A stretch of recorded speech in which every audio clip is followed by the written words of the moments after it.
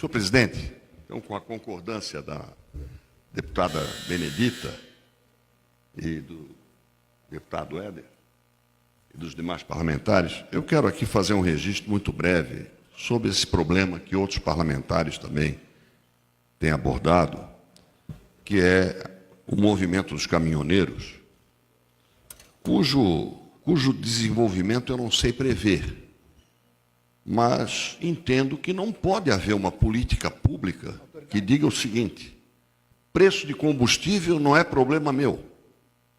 Não existe país no mundo, presidente, que tenha essa visão. Ninguém quer quebrar a Petrobras, achamos que ela tem que ter o seu equilíbrio econômico e financeiro restaurado e mantido, mas o governo dizer que o petróleo é nosso, mas o custo do petróleo não é nosso, isso não existe. Algum mecanismo para reduzir, presidente, só se me permite concluir o raciocínio, algum mecanismo, seja impostos federais, redução de alíquotas num determinado momento, algum colchão para permitir um mínimo de previsibilidade para quem trabalha com transporte, ou seja, para a logística da nossa economia, que é tudo. Sem logística não há economia. Sem logística não há comércio, não há indústria, não há vida num país. Então, esse pronunciamento singelo, que repete tantos outros, eu não posso deixar de fazer, alertando o governo para o grave risco de a omissão, como sempre, nos fazer o pior. Muito obrigado. Muito obrigado. Quero lhe agradecer por recuperar o tempo que eu tinha deixado de exercitar. E a minha fala vem exatamente neste sentido, complementando uma pequena observação que eu fiz antes. O governo não pode dar uma de Pilatos e dizer: isso não é comigo, o preço está aumentando, dane-se. Não. Eu não vou falar sobre as origens do problema, as dificuldades da Petrobras, quem é que fez isso ou aquilo. Temos que raciocinar daqui para frente.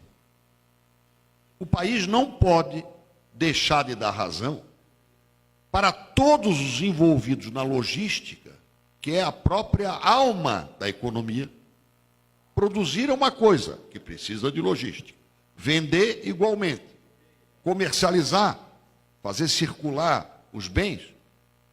A respiração do país, de uma economia, é a logística. E a logística cobra uma coisa chamada combustível, como primeiro insumo. Custa mais caro até do que a mão de obra, do que os recursos humanos. Então, o governo tem que se debruçar sobre o assunto e vai fazê-lo por causa do movimento dos caminhoneiros. Então, não adianta você querer criminalizar.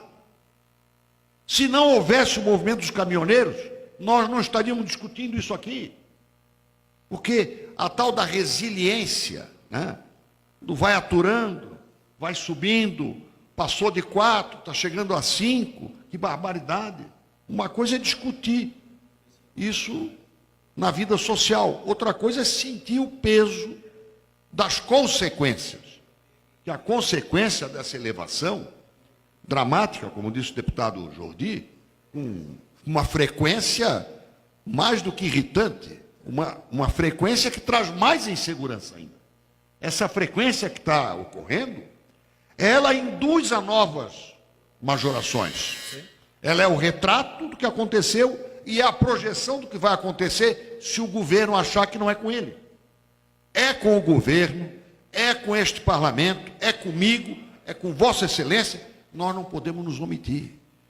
E se os tributos que incidem sobre o combustível são regulatórios, e são mesmo, são para isto, para reduzir os efeitos, e não para se locupletar com os efeitos de uma majoração absurda do preço do sangue da economia brasileira, que são os combustíveis. Então, eu quero me solidarizar, claro que não aplaudo os excessos, mas se não houvesse um protesto dos caminhoneiros, nós não estaríamos aqui discutindo esse assunto.